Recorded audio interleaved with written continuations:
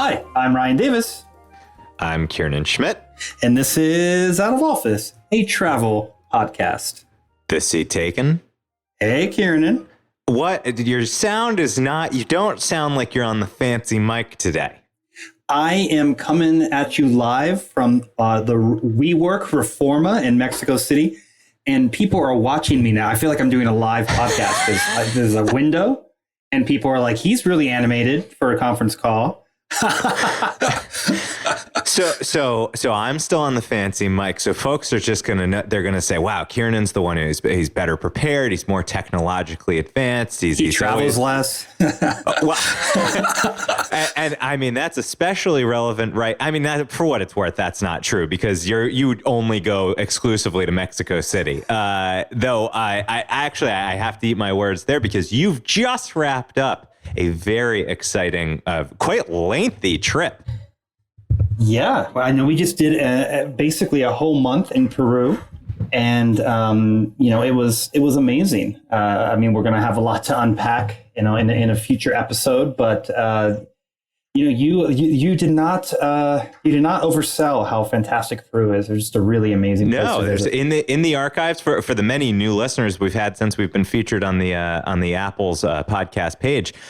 We've got a great trilogy for Peru parts 1 through 3. We can link to those in the show notes. And Ryan, you're gonna on a future episode soon. You're gonna take us on a big update. Particularly, it sounds like you really got to explore the food scene. Oh, yeah, we got to eat at some fantastic restaurants in Lima, in Arequipa, less in Cusco, which is not really a restaurant town, but we really got to explore the dining scene, which is very hot right now. Yeah, and it also goes to show you say that you travel more than I do. I did Peru way before you. I got a freaking trilogy. You don't even have one episode. Oh, that's good. We're going to have an epic adventure episode. I think that if we lay down Incan archaeological site side by side, I think I might have beaten you, Kiernan. I'm not so sure. We'll see. I also think you have some great stories because you were there. You never know what's going to occur while you're there. There was almost a national strike while you were there. You almost couldn't go to Machu Picchu, for God's sakes. I mean, there were times when it was looking like we were going to be stuck in our hotel, which is in the Sacred Valley, which is very much like a White Lotus kind of situation. I hope it wasn't too White Lotus-like. No, it wasn't that exciting. But luckily, the strike was confined to Lima, and we were able to get to Machu Picchu, which was obviously fantastic. That would have been a huge disappointment to have gone all the way to Peru, which is very far away. And then not be able to go to Machu Picchu. So we were able to do it, and the strike resolved, and everything was, everything worked out. And you said you were there for how long in total? About a month? About a month, yeah. We did a week in Lima, a week in Arequipa, a week in Cusco, and then another week in Lima. So it was quite an adventure. I mean, it makes it all the more shocking that you were there for so long, yet still managed to disappoint the one thing that I asked you to do while you were in Peru. For regular listeners, you'll know when I went to Peru, there was a sculpture, a capybara sculpture. That's the world's largest rodent, which it lives in Peru, and you see them all over the Amazon. And there is a local sculptor who creates these great, very evocative sculptures. And I had one in my hand, and I put it back on the shelf. I thought, do I really need this on my bookshelf? And then I got home and promptly realized, yes, my life is empty without this. And I've been thinking about it since 2018. I've been waiting for a good friend to go back and to get me one of those. And not only did a good friend go to Peru, my best friend, my co-host of a travel podcast, who knows how I think about souvenirs, how I treasure them, how travel's always on my mind. And I said, Ryan, please, just do this one thing for me. It's not big. It's not overly expensive. Can you please search out this capybara and return it to me? And yet, Ryan, here I sit still capybara-less. And the worst part is I was staying right across the street from the massive sort of art, it's like a artisanal market. The art store, right? Yeah.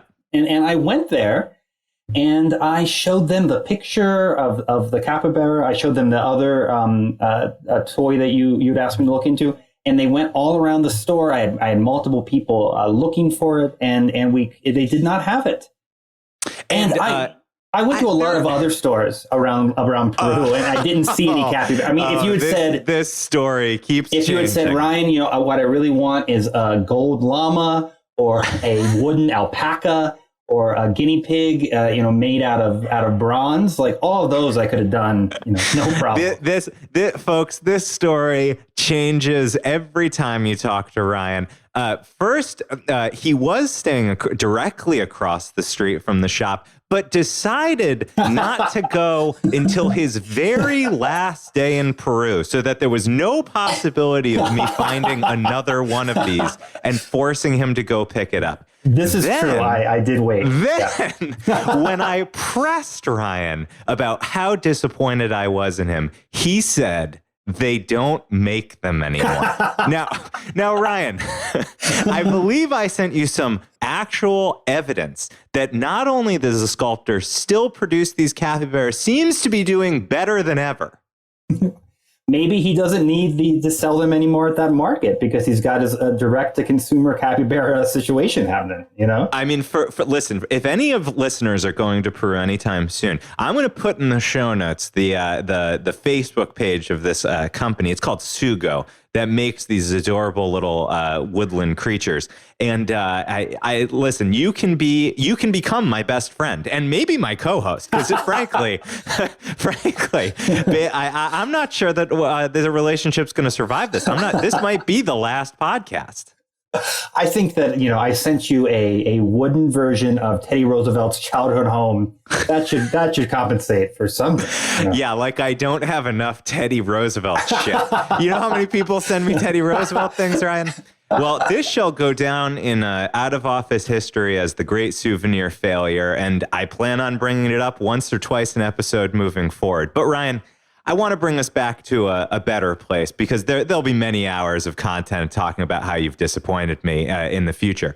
Today, I'm so happy we're going back to American national parks. We saw the Rocky Mountain National Park episode clearly spark people's imagination. We know these summer months are the top tourism months for these national parks out west. So we're going to talk about Glacier National Park. It's one of my very favorite trips I've ever taken. I'm excited to hear about Glacier National Park. In fact, a friend of mine, a person I follow on Instagram, it was just there, and I was just admiring how beautiful it was. So I'm looking forward to learning more. Man, it does seem that in this pandemic summer, this summer of revenge travel, we call it the endemic summer. The endemic summer. Yes, the endemic summer, hot endemic summer. Many people heading out to the national parks, because I think there was some trepidation about going overseas and testing positive for COVID, getting back into the country. So people are taking advantage of our national treasures. Yeah, absolutely, and this is a perfect summer to do it. For sure. So before we officially take off, just a reminder to please rate and review us in Apple Podcasts. We really appreciate it. We're trying to keep that momentum going, and it helps people discover us. And Ryan and I, we read every single review. Sometimes we even change our approach to the show based on us hearing what you love and what you don't love so much. Yeah, in fact, we got to give a shout out to Alex from South Carolina. Thank you so much for the 5-star review. ES. D. Bowden from the Eastern Shore of Maryland, who heard our Eastern Shore of Maryland podcast. So thanks for reaching out, and thanks for those 5-star reviews, folks. And do you know him? I do not. No, your fellow countryman from Eastern Maryland. They grew up in Del Mar, so that is not very far from just 15 minutes from where I grew up. And I do not know this person. So that shows you Eastern Shore of Maryland, a more popular travel destination than you thought, Kiernan. You did prove me wrong on that one. But as much as I would love to keep talking about the Eastern Shore of Maryland, I do think it's time, Ryan, that we take off to Glacier National Park. Call the cabin crew. Flight attendants, prepare for takeoff, please. All right, Ryan. Now, Glacier National Park is in northern Montana. Now, I don't know. You haven't been to Glacier National Park, right? I have not been to the great state of Montana. Oh my gosh! Wow. I mean, how many states have you hit? You've got that number, right? I think it's like 43. Yeah. My God, how is Montana not in there? That's a huge miss. It's not a competitive it's not a competitive state in the general election. So I haven't. I've had less chance to go there. Yeah. Yes, Ryan has traversed the United States, mostly working for Democratic candidates. Yeah. So I would love to turn Montana blue, and then I have a lot of reasons to go back. Well, Montana is a must-see nature destination, and for somebody who just said they travel more than me, again, we just seem to be racking up those travel wins on my behalf because I've spent a good amount of time in Glacier National Park. In fact, it was the first major national park experience that I had. When Catherine and I, about a decade ago, moved back from London, we said, we did such a good job of seeing Europe.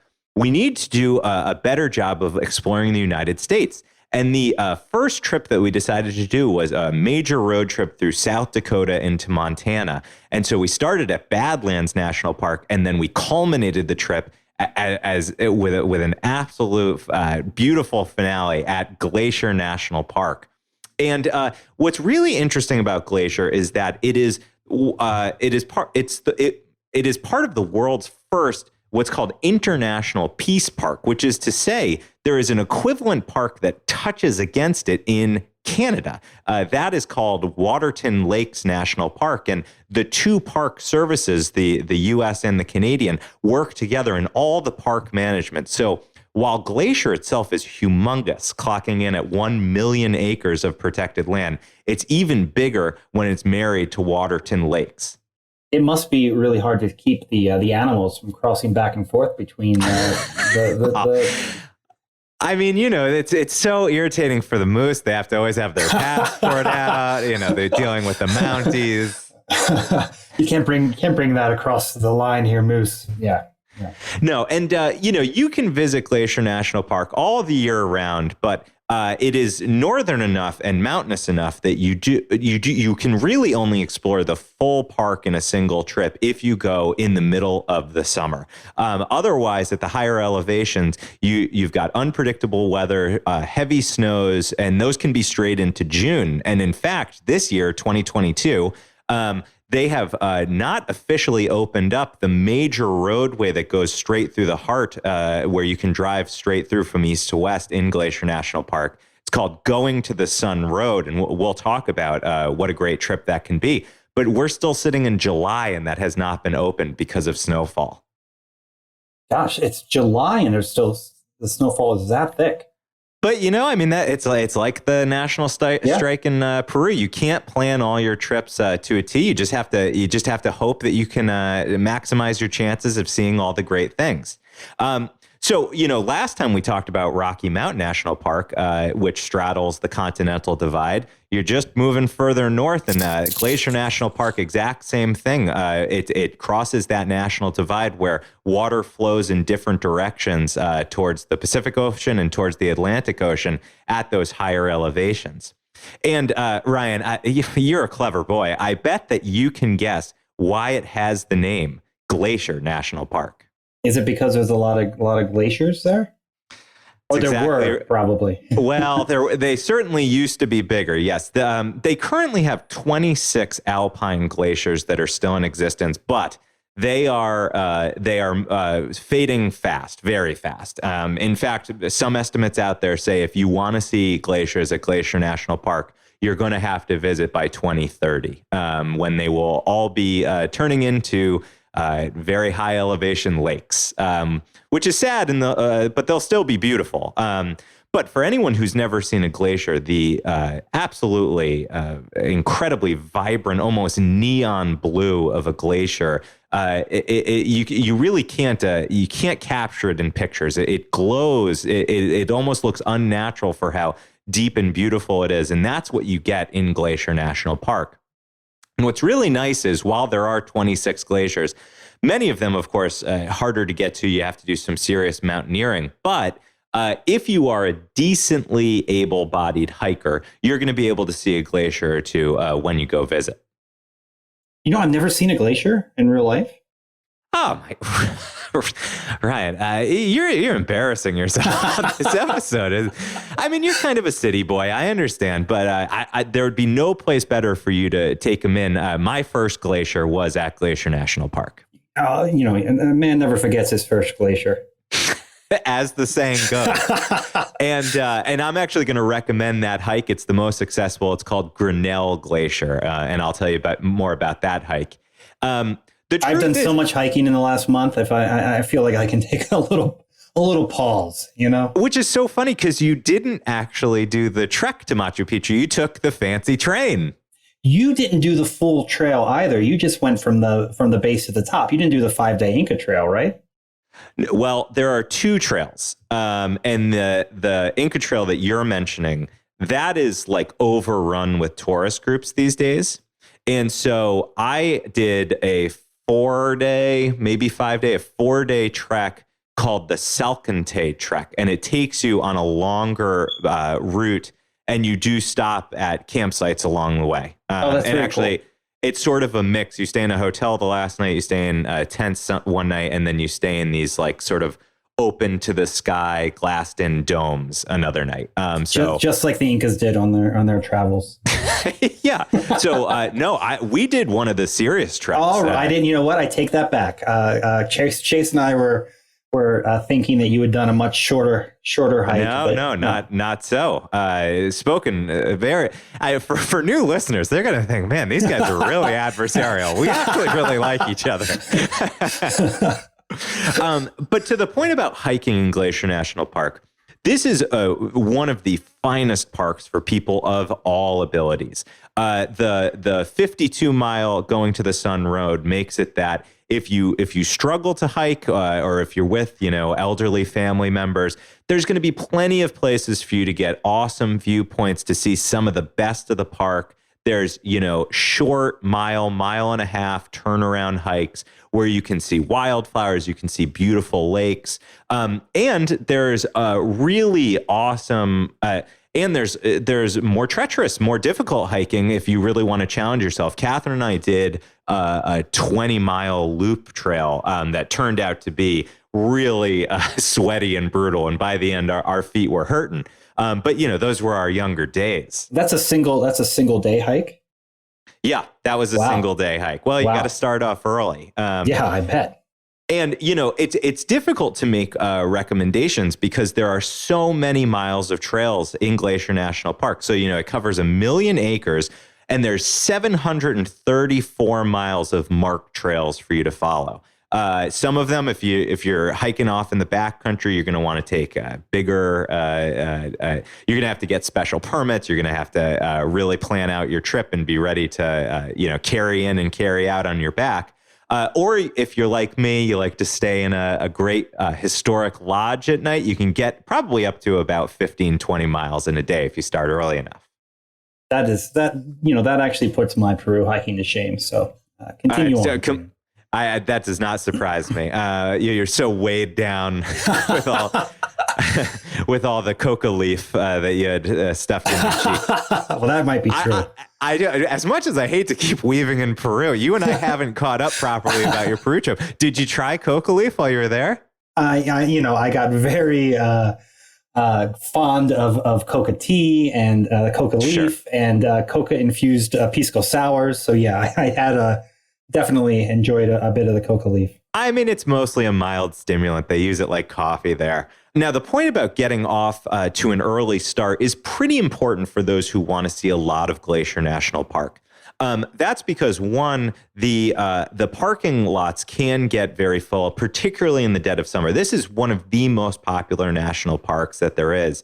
And just like many of the others we've talked about, Zion, Acadia, they're considering how to build new infrastructure or new limits on visitation to protect the nature and also to make sure that once you get in, you're not just sitting in traffic all day, which sadly can happen with some of these busier parks. I know, for example, if you're planning to park at Logan Pass, which is one of the major visitor centers areas there, that parking lot gets full by about 8 a.m. Luckily, Glacier has great shuttles to bring you in and out, especially if you're staying at one of the nearby lodgings. So if you don't want to worry about parking, plan your day around catching those shuttles in and out of the park. Yeah, we've talked about the nightmare of parking at national parks, and it hasn't gotten any better, folks. So definitely make those plans. So when Glacier was being built out as a national park, this area was really considered America's Switzerland. That was kind of the shorthand for it. And you can see that where that comparison's being made. And thus a lot of the park architecture is done in this sort of Swiss style.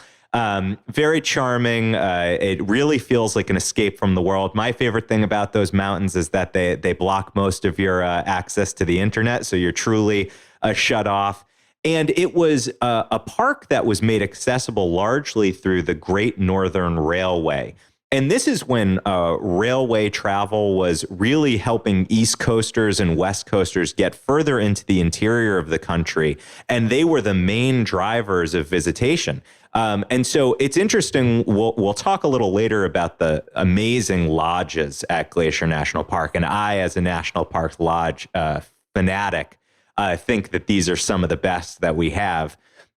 They tend to be built, right across from where the train would pull in. You'd stay at the lodge, and then you would hop in a car or a complimentary shuttle from your lodging and tour the Great National Park, because it was also the age of the motorway and being able to do car tourism. So just like we talked about Trail Ridge Road at Rocky Mountain National Park, the equivalent of that, and something that everyone who visits Glacier National Park is going to experience, is going to the Sun Road.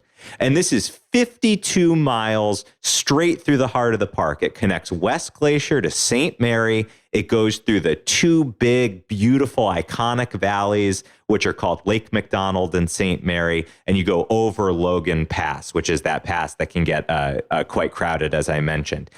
And just to give you a sense of how much you're going to be going up and down through this 52 miles, it can be a 60-degree difference when you're down in the valley versus when you're up at the top. And I have to say, one thing that always strikes me on these great national park drives is they were not afraid to build them right on the edge. So if you are not a confident driver, nobody freaks out about going slow. We want you to go slow in the national parks, but drivers are going to really need to keep their eye on the road, because it can be harrowing. I'm a pretty confident driver, and even for me, some of these curves felt a little bit tight, and some of them don't have modern guardrails. There might be a small curb. I'm always amazed that things go as well as they do. Yeah, I mean, I couldn't do it. I get too dizzy when I'm driving at a high altitude.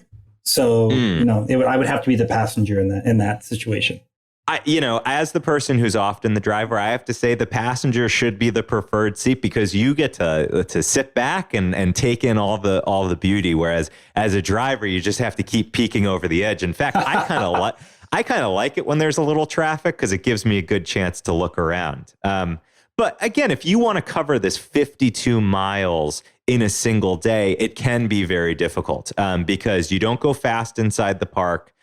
People are very respectful of that. Of course, with wildlife, with a lot of visitors, you have to stick to that slow mileage. And so something that I would recommend if you're just planning your itinerary is try to break up traversing the full park, this full 52 miles.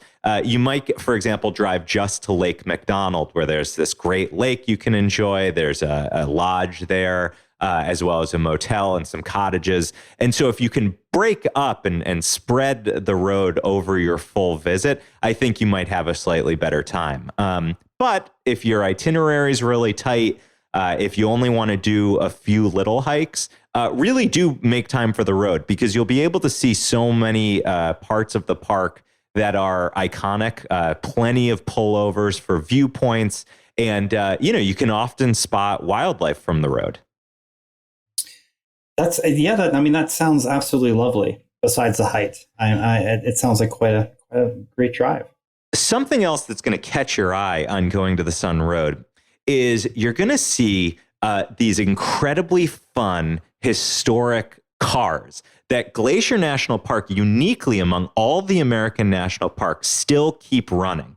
And the name of them is the Red Jammers. Okay. And the Red Jammers were introduced to the national parks of the West in 1936. They look like old classic cars that have been stretched out to fit 17 people in the back. So they're sort of like a minivan with an attitude, but they sit low to the ground. They're not high up like a CRV. And so they're sort of bus meets convertible meets convertible. That is, I have a hard time imagining that. But. Well, we'll certainly throw some up on the Instagram because they are classics and they've got close followers. In their heyday, they were built by a car company based in Ohio called the White Motor Company. And they were, at the time, they were running in Yosemite, Yellowstone, Zion, Mount Rainier, Grand Canyon, Bryce. I mean, these were icons of the national parks. And each of the parks had their own signature color.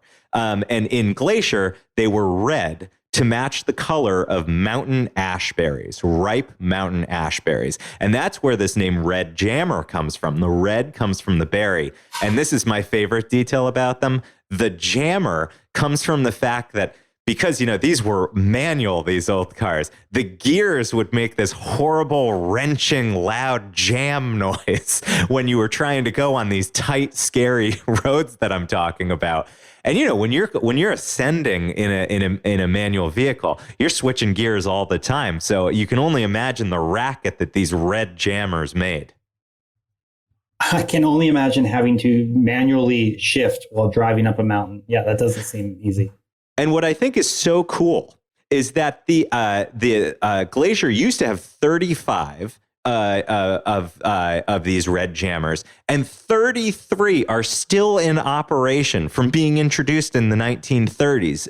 They routinely upgrade them with more modern technology, modern engines, and you know, it can fit 17 people, and it has a canvas roof that can roll back. So these can be such awesome ways to experience the road in the park. I regret to say I did not have time to do the Red Jammer tour. Instead, I was driving my rented Dodge Challenger along these roads, you know, going 25 in a muscle car. But I found them incredibly joyful to see, and it just felt like a special world away to be within Glacier National Park, seeing these whimsical old vehicles. I'm just imagining you in a muscle car. I think that I did. I wanted like a little Honda Civic. I'm surprised you even know that term. Well, they said they were out of the Hondas, and they said we've bumped you up, and then I realized this thing goes like 0 to 100 with a tap of the gas pedal. But just to wrap it up on Red Jammers, if you're interested in these vehicles, there is a nonprofit that preserves this history, that educates people and even works with the parks to protect them. It's called Jammer Trust. So we'll include jammertrust.org in our hyperlinks. Well worth checking out if you want to see the vehicles or you want to learn more about their awesome history. They're really silly looking. I love them. They're very, very silly looking, yes. These are those little nuggets that if you just pick up a guidebook when you're thinking about Glacier National Park, you know, they'll have just a paragraph about these things, and then you go and they just capture your imagination. You can see nothing like it anywhere else. Now, Ryan, I mentioned that it's hard to sum up and make recommendations on which hikes you should definitely make time for. But there are a couple features that I think any trip to Glacier National Park will not feel like a full trip unless you take the time to reach them. So the first is at Logan Pass, there is a 1.5 mile hike that goes to a lake called Hidden Lake. And the name's a bit of a misnomer because it's a very popular hike with visitors because it's accessible. You get to go to the major visitor center at Logan Pass, and you can kind of stroll out there. It's not very strenuous. So it's good for kids. It's good for all ages. And it really is lovely. There are wildflowers in the summer, so it can be super pleasant, just laid back walk high up in the mountain. So it's usually nice and cool. And I would say the trip to Hidden Lake, well worth it. And I'm going to cover a lot of different lakes. That's just because there are a shocking number that are actually in Glacier National Park. It is home to more than 700 mountain lakes. Now, granted, some of those can be quite small, but some of them are huge. And so I mean, as somebody who visited a very large mountain lake recently, how big are we talking about here? Are you talking about Lake Titicaca? That's what I'm talking about, yeah. Oh, God, you keep trying to shove Peru in my Glacier National Park. Save it for the Peru episode, Ryan. It's just a very large lake. I mean, it doesn't even feel like a lake. So, yeah, been thinking about lakes lately. Sure. No, just to give you a sense, Lake McDonald, which the valley is named for and where there's a wonderful lodge, is the park's biggest, and it clocks in at 10 miles long and 500 feet deep. So we're not talking Lake Titicaca, but we are talking pretty significant size. Yeah. Oh, that's pretty big. And what's great about some of the bodies of water in Glacier National Park is that you are allowed to take out kayaks, canoes, or there are ranger-led boat tours that you can take. So you can ask at any of the hotels about what activities are available, but I really love at least scheduling in one ranger-led tour. And Catherine and I did do a ranger-led boat tour where part of it was on the lake, part of it was a hike, a nature hike at the end. And what rangers are capable of doing is you might not be getting in tons of mileage on these tours, but they will point out details all around you about the geology of the park, about evidence of wildlife that it may not be apparent to you. So, for example, I remember in Glacier, our ranger pointed out these massive gashes very high up in a tree. And they asked the group, do you have any idea what those massive gashes are? And, ideas came in about weather and thunderstorms and all sorts of things. And they said, that's actually from porcupines stripping the bark off this tree. I had no idea porcupines go that high up. So really fun facts. And you can ask all your nature questions to a ranger. Seems like falling porcupines might be dangerous. I have to admit, I never thought about that. So keep your eyes up.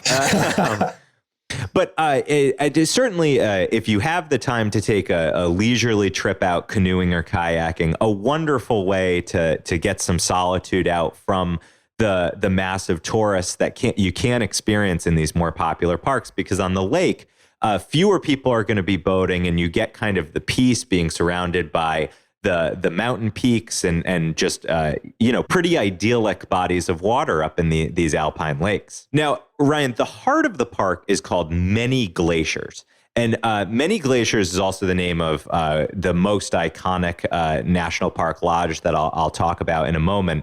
But this is the central heart of the park. And basically, there's three huge valleys that surround one of the most popular lakes, which is called Swift Current Lake. And this is where you can really experience those mountain peaks and some more of that peace and quiet. So search out Swift Current Lake along your drive and make some time to be there. And Ryan, it's not only about seeing the mountains. It's, of course, I like to spot the wildlife. Oh, and yes. I will say, by the end of your trip to Glacier National Park, you're probably going to be sick of seeing mountain goats. That's how many sit along. If you get a little outside the road, and even driving on the road, you can often see mountain goats. Mountain goats are some of my favorite creatures. Moose is right at the top, but I tend to like very funny looking animals that don't seem like they should work. And I just love this muscular hump that the mountain goats have with their vibrant white fur, and yet they're balancing on these tiny little hooves. I just find them hilarious and very unique. But to see them actually hopping along the rocky edges of the mountains, you might consider packing along a good pair of binoculars, but you get some that aren't too afraid and come right up. And of course, we always like to say, and this is very important recently because people have been approaching bison and getting gored, you need to give plenty of room. Even if they're not scared of you, you need to give many, many yards of distance. So even if you want that picture, bring a lens. Don't get any closer. I've always thought mountain goats look a little bit like a cartoon. Absolutely. Yeah. I get it. And what there is one interesting place that you could reliably see them. There's a natural salt lick on the route US 2. So you can ask your hotel there or Google for it. But that's one place you might see mountain goats. However, I will say we probably saw 100 mountain goats while we were there, both from afar and close up.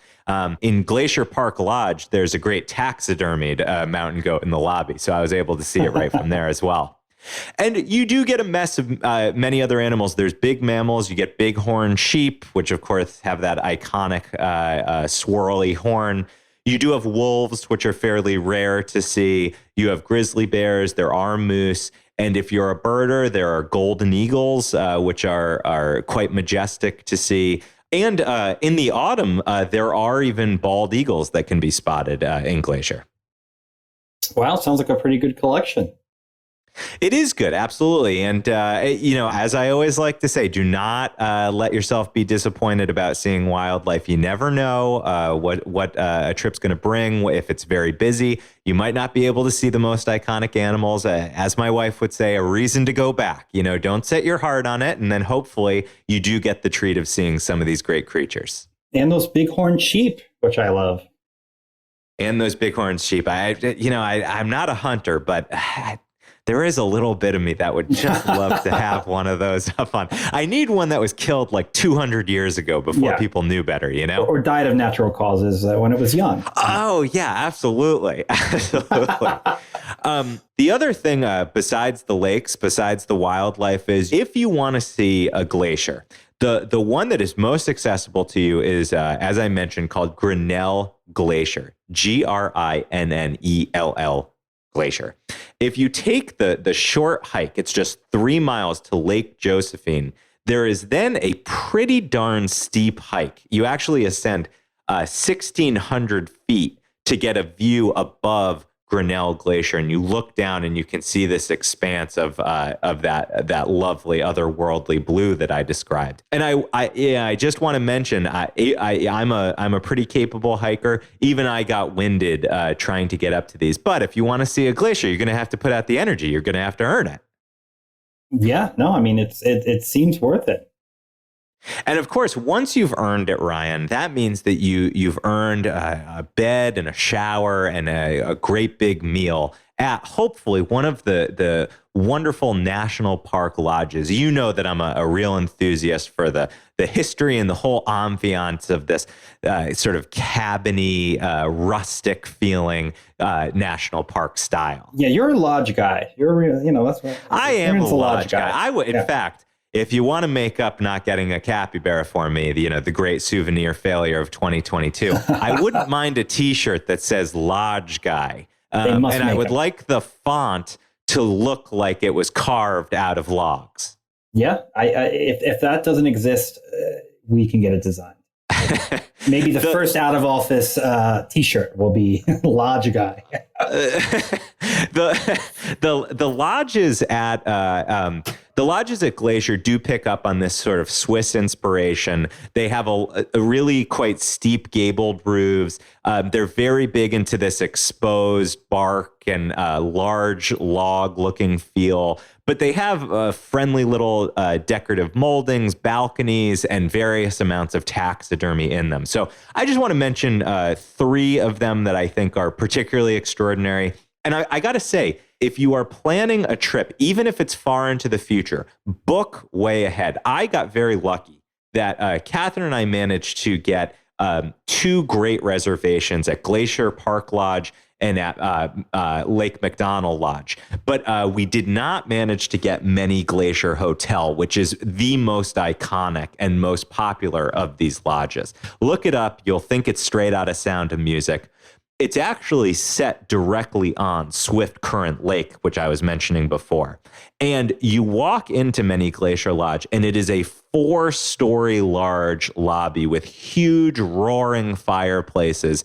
And, you get fires even in the middle of the summer because at these heights, it's still pretty darn cool. And it's a lovely place to have a drink, to read and relax your evening at the hotel. So is it worth seeing some of these, even if you don't have a reservation, if you're not staying there?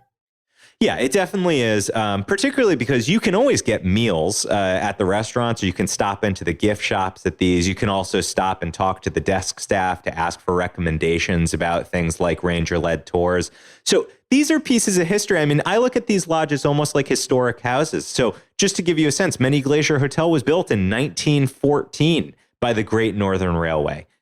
So this was, crewmen who were working through brutal winters, and they tell some of this history when you visit. So it was Montana's largest hotel at the time, and you can even look at the timber, and it was actually logged just down the road from the hotel itself. So it really tells the story of the whole area and the development of the park and the railway and tourism. So you should absolutely visit, even if you can't stay the night. Gotcha. Now, I stayed at Glacier Park Lodge, which also has one of these soaring lobbies with giant...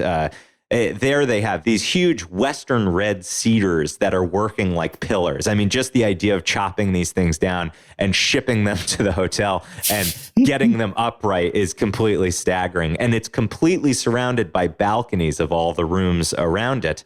And this, I was saying, sits directly across from a train station. And I have to say, even though it's called Glacier Park Lodge, it technically sits just outside the park limits in the Blackfeet Reservation, a Native American reservation that abuts the park. And the final lodge that I'd like to recommend to you is the Lake McDonald Lodge. As the name suggests, it's right on Lake McDonald. And what I like about this is that there are several different housing options here. So it too was built very early. It was built in 1913. Glacier Park Lodge, by the way, built in 1912. So you could tell there was like a boom of trying to create enough space for all the tourists that were coming in. So the hotel that sits here has gone through several iterations before its present day Lake McDonald Lodge. But what I like about that is that there are several different housing options. So if one is booked out, you can probably find your way into one of the others. There's the lodge itself, which, by the way, is completely packed with antlers. Like, think of Gaston's lodge in Beauty and the Beast. So if you're a little squeamish about old hunting traditions, this is probably not the place for you. But it's a pleasant place to check out. And while Catherine and I could not actually get a room in the lodge, we stayed in a motel that directly abuts it. So you're deep within the park. And, you know, they say it's a motel. That makes you probably think like rundown roadside. Not so. It simply means that you can park your car and it's got outside arcades to get to your room. So, you know, we ate and we spent time in the lodge itself and then retired to our motel room outside. And there's also cottages that if you're going as a family, you could check out. And what's nice about placing yourself at Lake McDonald for a couple days is that really gives you time to go out and explore the lake, to use canoes and kayaks that are there. So if you want to break up the hiking or you want to break up the drive, schedule yourself 2 or 3 days just planted right there at Lake McDonald. That sounds fantastic. You know, just to bring us home on Glacier National Park, I have to say, while I think when you think national park, there are a few that come to mind if you haven't really done your research or your family wasn't a national park family. You know, everybody knows Yellowstone. Everyone knows Yosemite. Everyone knows the Grand Canyon. Glacier National Park deserves to be up in those upper echelons of your mind when you're considering which parks you might want to visit. So absolutely full endorsement. Not that it needs it, but book early, plan early. And, you know, if you have further tips, we'd love to hear them for you. We could even do a follow-up episode about tips and tricks within Glacier National Park or visiting in winter. And what, you know, friend of the pod, Kevin Collins, reached out to me on Twitter and asked, why don't you use All Trails when you are doing all these hikes? Why do you get guidebooks? I use All Trails. I use All Trails. Okay. Yes, I do. I use All Trails. I think that's a great. I mean, that's actually a topic for a bigger. That could be a whole episode. Yeah. But you raise a good point, which is I do love having a guidebook in hand. Part of it's the souvenir value. I love filling out my bookcases with travel guides of the places I've been. I will say for Glacier, I'm partial to the Moon Guide, and I'll post a link to the latest edition of it. I just like to get some of the additional commentary from the authors that All Trails doesn't offer. But I think All Trails is a wonderful resource. And it's especially, I use All Trails almost like a compass or a safety net to have on my phone if I'm going deeper into the wilderness. So there you go. You've got your books and your All Trails. You are completely 360 connected. Yeah, I mean, what's great about a guidebook is that you do get some curated recommendations, especially if you're looking for skill to match your skill level.